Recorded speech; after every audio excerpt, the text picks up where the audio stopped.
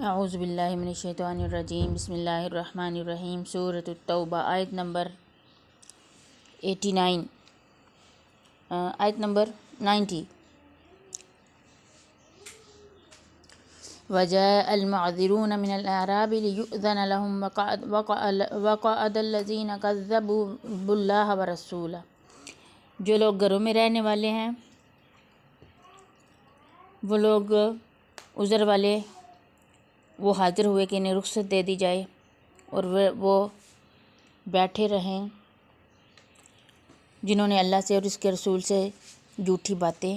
بنائی تھیں۔ سَيُصِيبُ الَّذِينَ كَفَرُوا مِنْهُمْ عَذَابٌ علیم۔ اب تو ان میں جتنے بھی کفار ہیں انہیں دکھ دینے والی مار پہنچ کر رہے گی، ان کے لیے عذاب علیم ہے، دکھ دینے والا عذاب ہے۔ یہ جو عذر پیش کرنے والے تھے ان کے بارے میں مفسرین کے درمیان اختلاف ہے۔ بعض کے نزدیک یہ شہر سے دور رہنے والے وہ عربی ہیں جنہوں نے جھوٹے عذر پیش کر کے اجازت حاصل کی تھی جہاد میں نہ جانے کی۔ دوسری قسم ان میں سے وہ تھی جنہوں نے آ کر عذر پیش کرنے کی ضرورت بھی نہیں سمجھی اور خود ہی گھر میں بیٹھے رہے۔ اس طرح گویا آیت میں منافقین کے دو گروہوں کا ذکر ہے، اور دونوں ہی عذاب علیم کی وعید میں شامل ہیں، یعنی دونوں کو یہ عذاب علیم پیش کیا جائے گا، جھوٹا عذر پیش کرنے والوں کو اور وہ جو آئے ہی نہیں جنہوں نے عذر بھی پیش نہیں کیا۔ یعنی ایکسکیوز کس لیے انہوں نے کی، کوئی خاص ان کے پاس ایکسکیوز کے لیے کوئی بات ہی نہیں تھی، لیکن وہ آئے بھی نہیں اور گھر میں ہی بیٹھے رہے، پوچھنا بھی انہوں نے گوارا نہیں کیا۔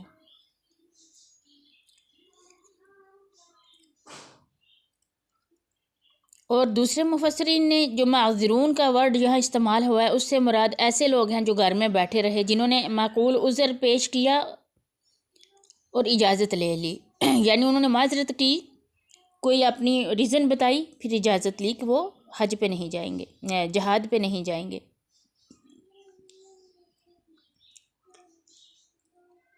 معتذر کا مطلب ہوتا ہے عذر رکھنے والا، یعنی ان کے پاس کوئی دلیل تھی کہ کس وجہ سے وہ نہیں جا رہے۔ اس اعتبار سے آیت کے اگلے جملے میں منافقین کا ذکر ہے اور آیت میں دو گروہوں کا ذکر ہے۔ پہلے جن کے پاس واقعی کوئی ایکسکیوز تھی نہ جانے کی، اور دوسرا وہ جو منافقین تھے جو بغیر عذر پیش کیے بیٹھے رہے۔ اور جو آیت کے آخری حصے میں جو وعید آئی ہے، یعنی عذاب علیم کی جو ان کو وعید دی گئی ہے، یعنی ڈرایا گیا ہے، وہ دوسرے گروہ کے لیے ہے۔ لیس علی الضعفاء وعلی المرضى ولا علی الذین لا یجدون ما ينفقون حرج اذا نصحوا للہ ورسولہ۔ ضعیف اور بیمار اور ان پر جن کے پاس حرج کرنے کو کچھ بھی حرج نہیں ہے تو کوئی حرج نہیں کہ وہ نہ جائیں، ہاں لیکن وہ اللہ اور اس کے رسول کی خیر خواہی کرتے رہیں۔ ما علی المحسنین من سبیل، ایسے نیک لوگ جو ہیں ان کو بالکل بھی یعنی الزام ان کو نہیں دیا جا سکتا۔ واللہ غفور الرحیم، اللہ تعالیٰ بڑی مغفرت والا اور بڑی رحمت والا ہے۔ اس آیت میں ان لوگوں کا ذکر ہے جو واقعی میں معذور تھے، اور ان کا جو عذر تھا وہ بھی واضح تھا، یعنی ایکسکیوز کرنے کے لیے ان کے پاس کچھ واضح تھا کہ یہ ہمارے یہ وجہ ہے جس وجہ سے ہم نہیں جا سکتے۔ مثلاً ضعیف تھے، کمزور تھے، بوڑھے قسم کے لوگ تھے، اور نابینا وغیرہ جو ٹانگوں سے معذور وغیرہ تھے وہ بھی اسی میں آتے ہیں، اور بعض مطلب کسی بھی قسم کی جو بیماری میں تھے وہ بھی اس میں شامل ہیں، کہ یہ لوگ تو واقعی نہیں جا سکتے تھے کیونکہ ان کے پاس کوئی نہ کوئی ان کو معذوری تھی، جسمانی معذوری۔ ہاں، اور کچھ ایسے لوگ جن کے پاس جہاد کے لیے پیسے وغیرہ نہیں تھے، اخراجات نہیں تھے، اور جو بیت المال تھا وہ بھی ان کے اخراجات کو اٹھانے کا وہ نہیں تھا، کہ بیت المال میں بھی اتنی رقم نہیں تھی کہ ان کی مدد کی جا سکتے تاکہ وہ جہاد میں چلے جائیں۔ ہاں لیکن اللہ تعالیٰ فرماتا ہے کہ اللہ اور اس کے رسول کی خیر خواہی، یعنی خیر خواہی سے مراد کہ ان کے دلوں میں جہاد کی تڑپ بھی ہو، مجاہدین سے محبت رکھتے ہوں، اللہ اور اس کے رسول کے جو دشمن تھے ان سے یہ دشمنی بھی رکھتے ہوں، اور جتنا بھی ہو سکے اللہ اور اس کے رسول کی اطاعت کرتے ہوں، لیکن مجبوری کی وجہ سے وہ جہاد میں نہ جا سکے تو یہ محسنین ہیں۔ اگر یہ جہاد میں نہ بھی جائیں تو ان محسنین کے اوپر کوئی گناہ نہیں ہے۔ یعنی ان کے پاس تو ایمان کا جذبہ بھی ہے، یہ جانا بھی چاہتے ہیں، صحابہ سے یہ محبت کرتے ہیں، رسول اللہ سے محبت کرتے ہیں، اللہ کے احکامات کو مانتے ہیں، لیکن صرف ایک کسی ظاہری مجبوری سے یا بیماری سے یا کسی جو اخراجات پورے نہیں ہو سکتے اس وجہ سے یہ نہیں جا سکتے۔ پھر ان کے اوپر کسی قسم کا کوئی گناہ نہیں ہے، یہ گناہ ان لوگوں کے اوپر ہے جن کے پاس سب کچھ موجود ہے لیکن اس کے باوجود بھی وہ جھوٹے بہانے بنا رہے ہیں کہ وہ جہاد پہ نہیں جائیں گے۔ منافقین ہیں وہ، اوپر سے وہ رسول اللہ کے ساتھ ہیں لیکن اندر سے وہ ڈرتے ہیں جہاد پہ جانے سے، اور ان کو اپنی مالوں اور جانوں کی فکر ہے۔ وَعَلَى الَّذِينَ إِذَا مَا أَتَوْكَ لِتَحْمِلَهُمْ قُلْتَ لَا أَجِدُ مَا أَحْمِلُكُمْ عَلَيْهِ، ہاں ان پر بھی کوئی حرج نہیں جو آپ کے پاس آتے ہیں کہ آپ انہیں سواری مہیا کر دیں، تو آپ جواب دیتے ہیں کہ میں تمہاری سواری کے لیے کچھ بھی نہیں کر پاتا۔ تولوا وأعينهم تفيض من الدمع حزنا ألا يجدوا ما ينفقون، تو وہ رنج اور غم سے اپنی آنکھوں سے آنسو بہاتے ہوئے لوٹ جاتے ہیں کہ انہیں خرچ کرنے کے لیے بھی کچھ میسر نہیں۔ یہ وہی جو بات پچھلی آیت میں کی، یہ مسلمانوں کے دوسرے گروہ کا ذکر ہے جن کے پاس اپنی سواریاں بھی نہیں تھیں اور نبی کریم صلی اللہ علیہ وآلہ وسلم نے انہیں سواریاں پیش کرنے سے بھی معذرت کر لی، جس پر انہیں اتنے صدمہ ہوا کہ بے اختیار ان کی آنکھوں سے آنسو رواں ہو گئے۔ یہ سارے صحابہ تھے رضی اللہ عنہم، گویا جو مخلص مسلمان تھے یہ سارے انہی میں سے شامل تھے۔ تو اللہ تعالیٰ نے جو ظاہر اور باطن ہر چیز سے باخبر ہے، اللہ تعالیٰ کو سب خبر ہے کہ کوئی کیا کس نیت سے جا رہا ہے، اللہ نے ان کو جہاد میں شرکت سے مستثنیٰ قرار دے دیا کہ یہ لوگ ان کے پاس بھی نہ کوئی سواری ہے نہ کچھ انتظام ہے، تو یہ لوگ بھی اگر نہیں جاتے تو ان کے اوپر کوئی گناہ نہیں۔ بلکہ حدیث میں آتا ہے کہ نبی کریم صلی اللہ علیہ وآلہ وسلم نے ان معذورین کے بارے میں جہاد میں جو شریک تھے لوگ ان سے فرمایا کہ تمہارے پیچھے مدینے میں کچھ ایسے بھی ہیں کہ تم جس وادی کو بھی طے کرتے ہو اور جس راستے پر بھی چلتے ہو تمہارے ساتھ وہ اجر میں برابر کے شریک ہیں۔ صحابہ کرام نے پوچھا یا رسول اللہ صلی اللہ علیہ وآلہ وسلم، یہ کیسے ہو سکتا ہے کہ وہ مدینے میں بیٹھے ہیں اور ہمارے ساتھ کیسے شامل ہیں؟ تو آپ صلی اللہ علیہ وسلم نے فرمایا حسبہم العذر، کہ ان کے عذر نے ان کو وہاں روک دیا، یعنی کوئی ایسی ان کے رکاوٹیں آ گئیں کہ وہ آ نہیں سے سکتے، جیسے سواری کا نہ ملنا اور ایک دو اور وجوہات ہیں، اس کی وجہ سے وہ رک گئے ہیں، لیکن ان کو برابر کا ثواب مل رہا ہے کیونکہ ان کے دلوں میں اتنی ہی تڑپ ہے اور وہ آنا چاہتے تھے لیکن کسی وجہ سے کسی عذر کی وجہ سے وہ نہیں آئے۔ انما السبیل علی الذین یستأذنوک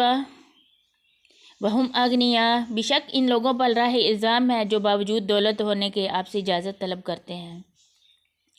رضوا بأن یکونوا مع الخوالف وطبع اللہ علی قلوبہم فہم لا یعلمون،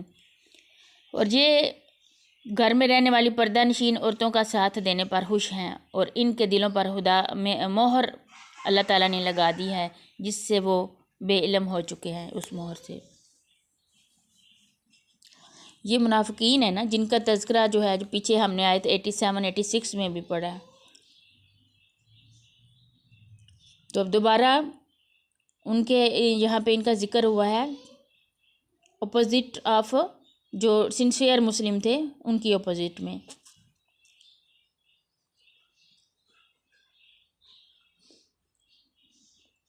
تو یہ ان لوگوں کی بات ہو رہی ہے کہ وہ عورتوں بچوں اور معذور اور بیماروں کی وجہ جو پیچھے رہ گئے تھے یہ بھی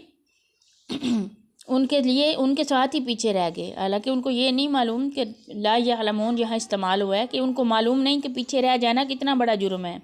اگر ان کو معلوم ہوتا تو وہ رسول اللہ سے پیچھے نہ ہٹتے۔ اللہ تعالیٰ نے ان کے دلوں کے اوپر بھی مہر لگا دیا، اب ان کو بالکل بھی کوئی علم نہیں ہو رہا کہ وہ کیا کر رہے ہیں کیا نہیں کر رہے، کیا اچھا کر رہے ہیں کیا برا کر رہے ہیں، کیونکہ اللہ تعالیٰ نے ان کے دلوں کے اوپر مہر لگا دی ہے۔ یعتذرون الیکم اذا رجعتم الیہم، یہ لوگ تمہارے سامنے عذر پیش کریں گے جب تم ان کے پاس واپس جاؤ گے، یعنی جنگ کے بعد۔ جب واپس جائیں گے تو یہ لوگ عذر پیش کریں گے، قُل لَا تَعْتَذِرُوا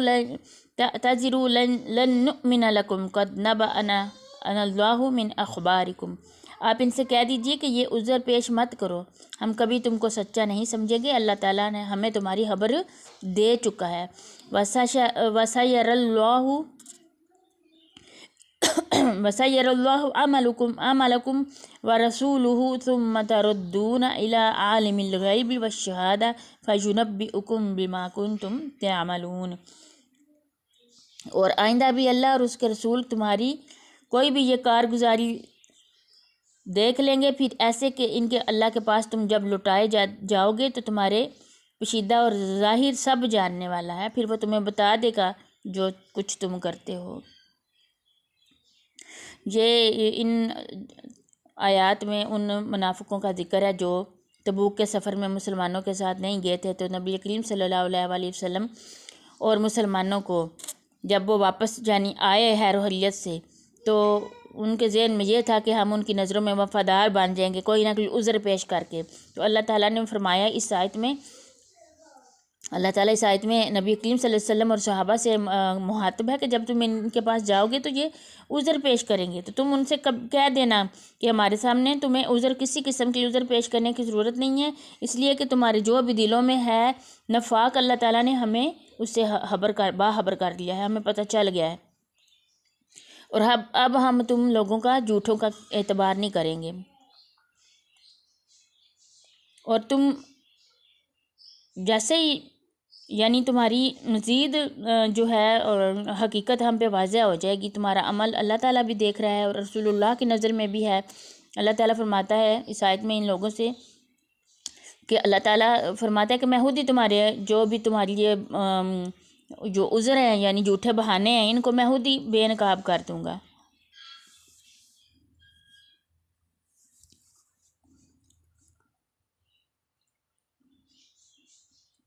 یعنی یہ میں خود ہی تمہارا سارا کچا چٹھا کھول کے سامنے رکھ دوں گا جب تم میری بارگاہ میں داخل آؤ گے، حاضر ہوگے، جیسے کہ قیامت کے دن، کیونکہ اللہ تعالیٰ ظاہر اور باطن کو خوب جانتا ہے۔ سَيَحْلِفُونَ بِاللَّهِ لَكُمْ إِذَا انقَلَبْتُمْ إِلَيْهِمْ لِتُعْرِضُوا عَنْهُمْ۔ ہاں، وہ اگر تمہارے سامنے اللہ کی قسمیں کھا جائیں جب کہ تم ان کے پاس واپس جاؤ گے تاکہ تم ان کی حالت پر چھوڑ دو، فَأَعْرِضُوا عَنْهُمْ، ان کو چھوڑ دو، بالکل چھوڑ دو ان کی حالت پہ، إِنَّهُمْ رِجْسٌ، یہ لوگ بہت گندے ہیں، وَمَأْوَاهُمْ جَهَنَّمْ، ان کے لیے جہنم ہے، جَزَاءً بِمَا كَانُوا يَكْسِبُونَ، یہ ان کاموں کے بدلے میں ہے جو کچھ وہ کرتے تھے۔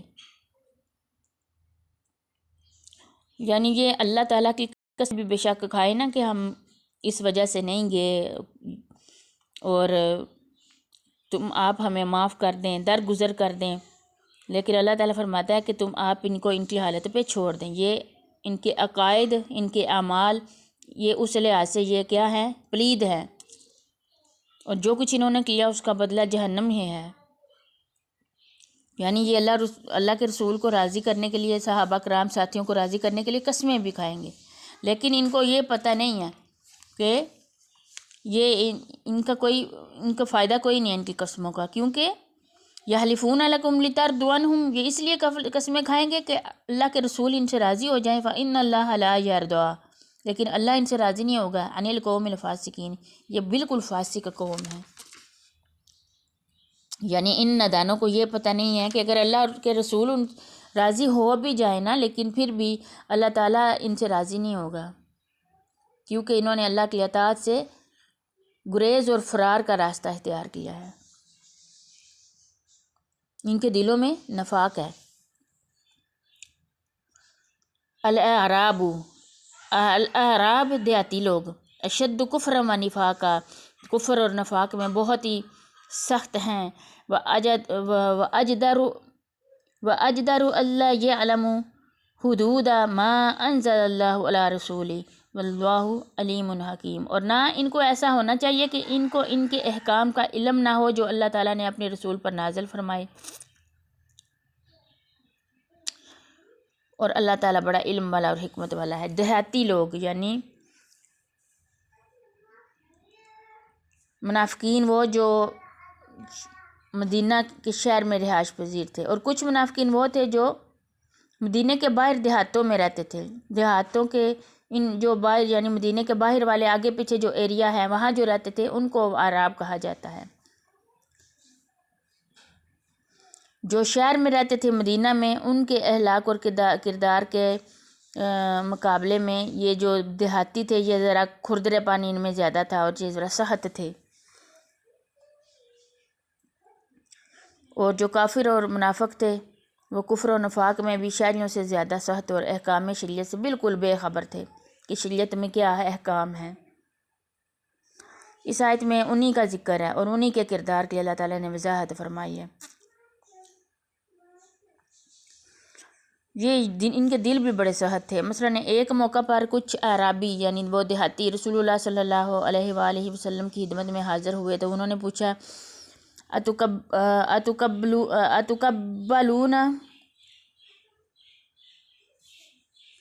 اتقبلون صبیانکم، کیا تم اپنے بچوں کو بوسہ دیتے ہو یعنی پیار کرتے ہو؟ یعنی صحابہ نے عرض کیا ہاں۔ انہوں نے کہا واللہ ہم تو بوسہ نہیں دیتے، یعنی ہم تو اپنے بچوں کو پیار نہیں کرتے۔ تو رسول اللہ صلی اللہ علیہ وآلہ وسلم نے یہ سن کر فرمایا کہ اگر اللہ نے تمہارے دلوں میں رحمت اور شفقت کا جذبہ نکال دیا ہے تو اس میں میرا کیا اختیار ہے۔ شہر سے دور رہتے تھے، ان کے اوپر شریعت کے احکام سمجھنے کا ان کو موقع نہیں تھا ملتا، رسول اللہ کی باتوں کو سننے کا اتفاق نہیں تھا ان کو ہوتا، سو وہ جو تھے احکام شریعت سے بہت دور تھے۔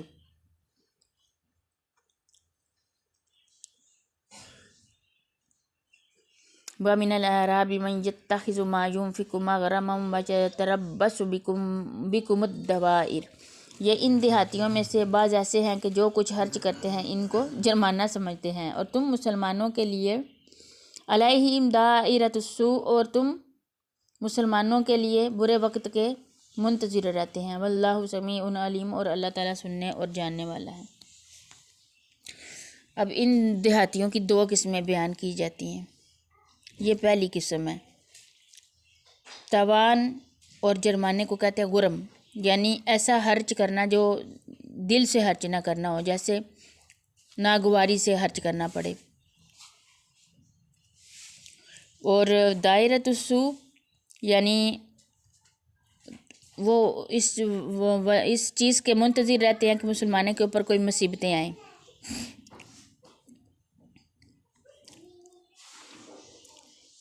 برا وقت ان کے اوپر آئے، یعنی جو اللہ کی راہ میں خرچ کرتے تھے وہ دل سے خرچ نہیں تھے کرتے، اور وہ کہتے تھے کہ مسلمان اگر خرچ کر رہے ہیں تو اس کے بدلے میں وہ غریب ہو جائیں گے اور ان کے اوپر مشکلیں اور مصیبتیں آئیں گی۔ یہ ایک قسم ہو گئی۔ دوسرے وَمِنَ الْأَعْرَابِ مَنْ يُؤْمِنُ بِاللَّهِ وَالْيَوْمِ الْآخِرِ، بعض اہل دیہات ایسے بھی تھے جو اللہ پر اور اس کے رسول پر، اللہ تعالیٰ پر اور قیامت پر ایمان رکھتے تھے۔ وَيَتَّخِذُ مَا يُنْفِقُ قُرُبَاتٍ عِنْدَ اللَّهِ وَصَلَوَاتِ الرَّسُولِ، اور جو کچھ خرچ کرتے تھے ان کو اللہ کے نزدیک اللہ کا قرب حاصل کرنے کا ذریعہ اور رسول اللہ صلی اللہ علیہ وسلم کی دعا کا ذریعہ بناتے ہیں۔ الا انہا قربۃ لہم، یاد رکھو کہ ان کا یہ خرچ کرنا بے شک ان کے لیے قربت کا باعث ہے۔ سیدخلہم اللہ فی رحمتہ، ان کو اللہ تعالیٰ ضرور اپنی رحمت میں داخل کرے گا۔ ان اللہ غفور الرحیم، بے شک اللہ تعالیٰ بڑی مغفرت والا، بڑا رحمت والا ہے۔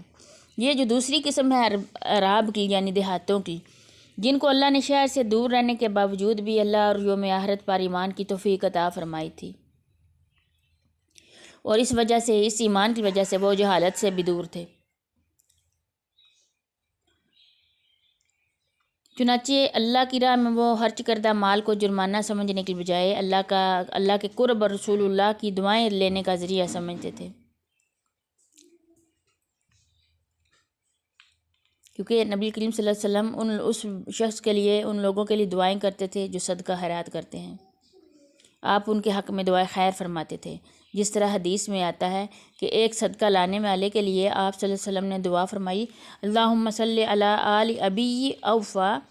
کہ ابو اوفا کی آل پر رحمت فرما، یا اللہ ابو اوفا کی آل پر رحمت فرما۔ اور یہ ان کے لیے خوشخبری ہے کہ